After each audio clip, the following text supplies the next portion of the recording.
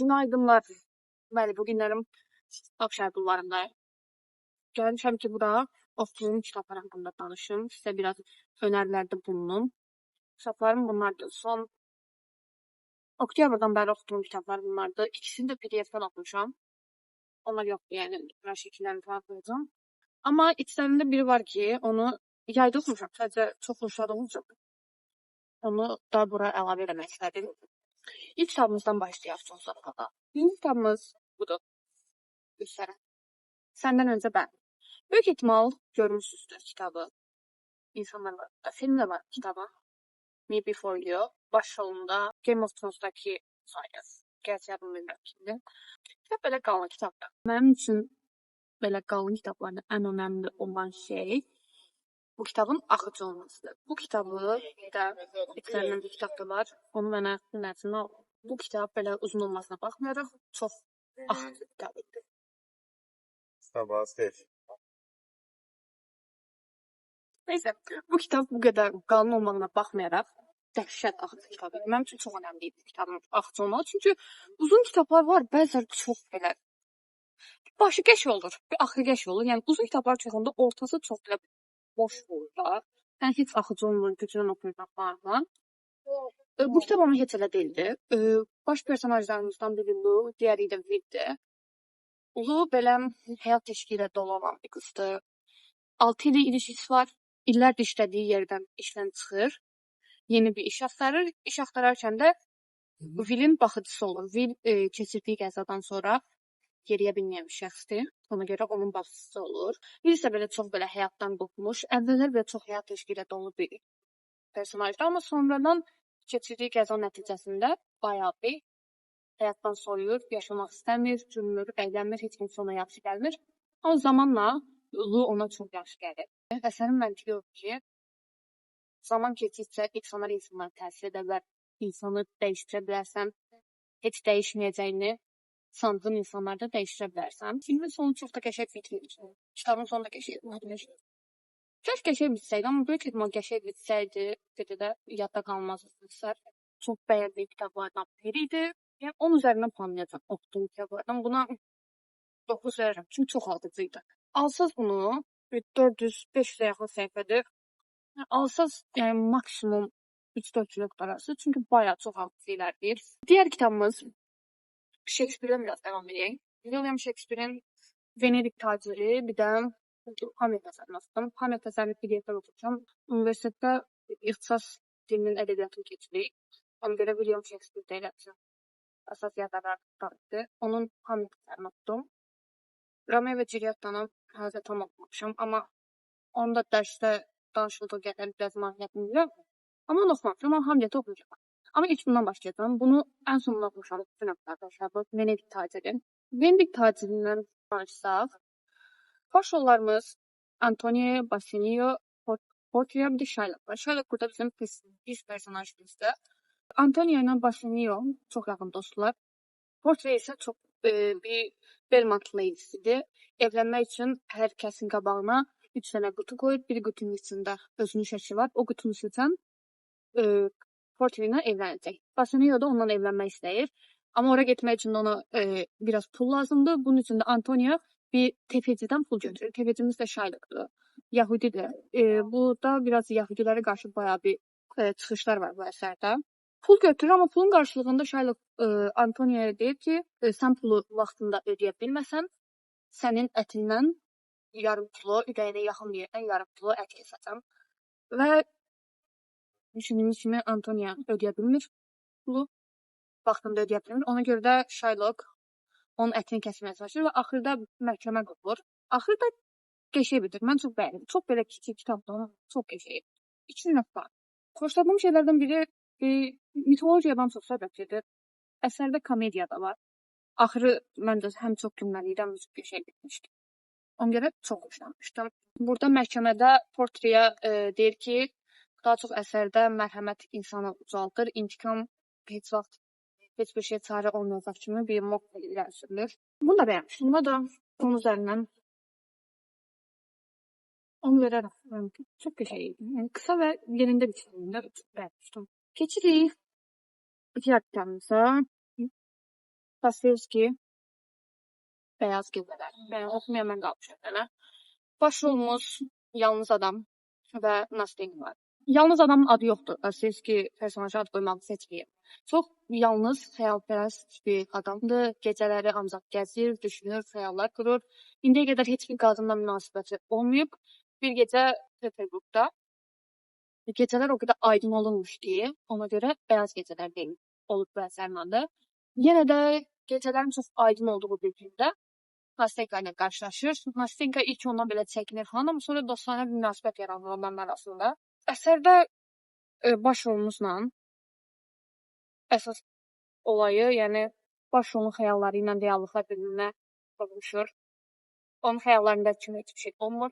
O Nastenkaya aşiq olur, amma Nastenkanın qəlbində başqa biri var idi. Ona görə də əsərin sonu başqa bitir və o yenə də xəyal dünyasının içində itib batır və axırda başa düşür ki, heç bir şey xəyallardakı kimi deyil. Buna da bir 8-9 verirlər. Çox belə klassik kitab idi, amma qəşəng idi. Keçirik digər kitabımıza. Digər kitabımız Stefan Zweig, Clarissa.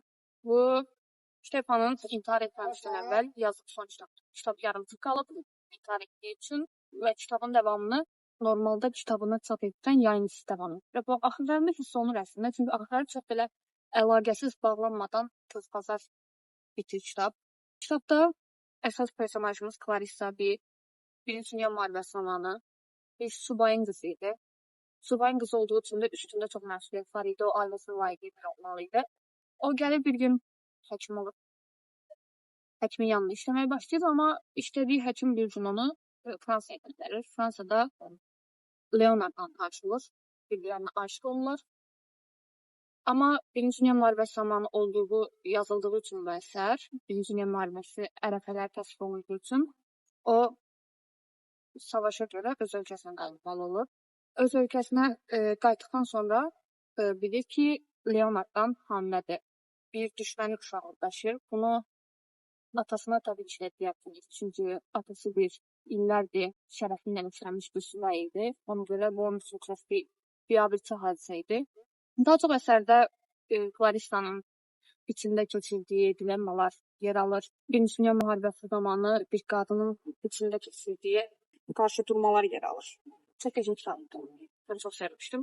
Mən ilk cəlb eləyən elə Stefanın ölməzdən əvvəl yarım qoyduğu kitab olduğu üçün ilk məni ona görə cəlb eləmişdi. Ona görə oxumağa başlamışdım.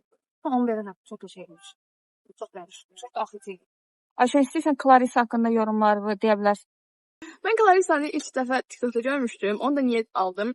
Dediler ki Stefan Zweig'in son eseridir. Dedim ki son eserdirsə yəqin ki yarım qalmışdı. Mən də yarım qalmış hekayələri biraz xoşlayıram deyə bunu ki alma koyum. Amma bu qədər pis yarım qaldığını düşünmürdüm açığı. Bu qədər boktan boktan bitəcəyini düşünmürdüm. Neyse. Mən Leonard'ın harda itib batdığını hələ çözməmişəm. Niyə gəlib çıxmır? Uşağı olduğunu məsələn bilməsini çox izlərdim, amma bilmədim. O birisi kişisi də kişi çıxmır. Ayşə, o qədər mədəni bayaq kitabları yorumlamışam. Əsəbləşirəm, yəni sən iş mi qalmır? Tamam, o dövrü başa düşürəm. Müharibə şeyindəsən. Amma yəni də başqa iş yoxdur. Sən gedib qaçaqmalçılıq falan eləyirsən. Yəni Clarissa'nın da başını dərdə salır. Axırda məşğul Leonarddan gəlir, yoxsa o kişisinə gəlir. Deyəsən Leonardda. Məndə də. Amma bu məktub müharibə dövründə olduğu üçün deyəsən gec çatır Clarissa'nın özünə. Clarissa çünki Leonard'ın öldüyünü düşünür. Hə, evet. Məktubdan sonra yaşadığını bilir. O yüzden çok gec olur. O yüzden sevdiklerini de vaxtında bilin. Uyar. Sonra diğer kitabımız bunu isterdim. Vadelikli Zambaq. Bu kitabı oxumadım. Yarımçıdan. Yəni çox zorladım özümü. Nə qədər elədim. 34-ə qədər oxumuşam. Oxuyamadım. Getmirdi. İlk öncəliklə belə işliklərinə bax. Belə balaca. Baxanda adamın gözləri qarşı. Oxuya bilmirəm. Yəni romanda söhbət gedir ki, evli qadına aşıq olan Felix'in həyatı hikayəsində danışılır.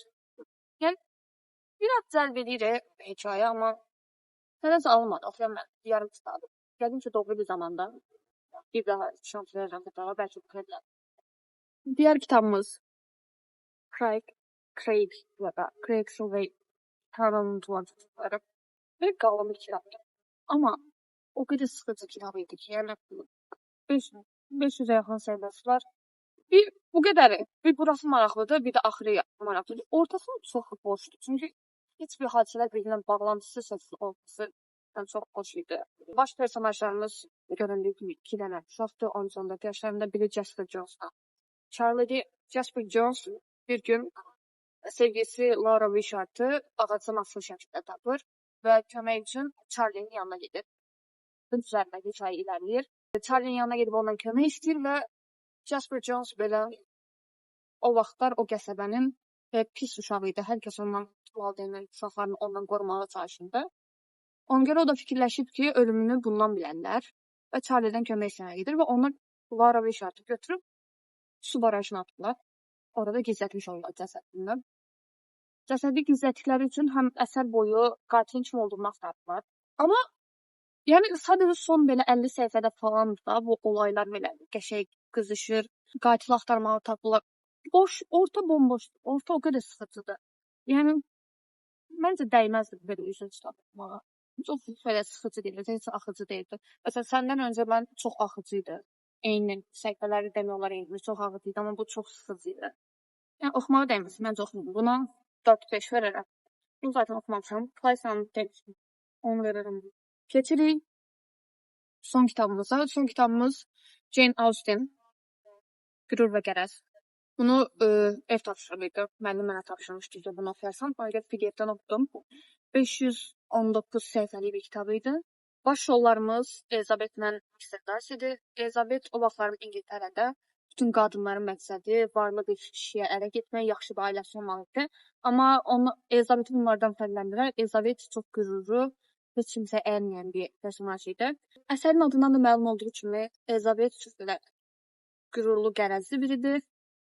Mr. Darcy ilə eynidir. Ona görə bunları bir-birindən çox belə çatışırlar da orada. Bir-birlərlə hər zaman çox səhv başa düşürlər bir-birlərini. Mr. Darcy aşağı sinifdən olan insanlara çox üstdən baxan biri idi. Elizabeth'in ailəsi də o qədər də varlı bir ailə deyildi. Ona görə Elizabeth ilk başda ona səhv başa düşür. Səhv başa düşməyindən əlavə zaten Mr. Darcy ilk başda elə ona üstdən baxmışdı. Amma Mr. Darcy əsər boyunca bir inkişafda olan bir personaj idi. Əsərin sonuna doğru ikisi də bir-birlərini başa düşürlər. Əsər məncə çox iyi bir əsər idi. Yəni, məncə hər kəs oxumalıdır. Həm romantik bir əsər idi, həm də o vaxt İngiltərənin sosial problemlərini də ələ alan bir əsər idi. Məncə çox qəşəng bir əsər idi. Filmi də var. Mən 2007-ci ildə çəkilən filminə baxmışdım. Mən filmini çox bəyənmişdim. Amma bizim ədəbiyyat müəllimimiz deyir ki, filmi o qədər də qəşəng deyil. Serial da qəşəngdir. Həm serialına baxmağa vaxtım olmadı. Ona görə filminə baxmışdım. Sizin vaxtınız varsa serialına baxın. Kitabı oxuduqdan sonra serialına baxın. Deyilənə görə serial filmdən daha qəşəngmiş. Oxuduğum kitablar bu qədər. Neçədən oldu? 7 dənə tam oxuduğum kitab, bir dənə də yarım var. Kitablar var, kitablar. Yəni bunu da dedim. Bundan sonra belə oxuduğum kitablar haqqında baxdım, filmlər haqqında kitablar keçəcəm. Vloglarda. Çünki niyyəti olmasın. Var mı?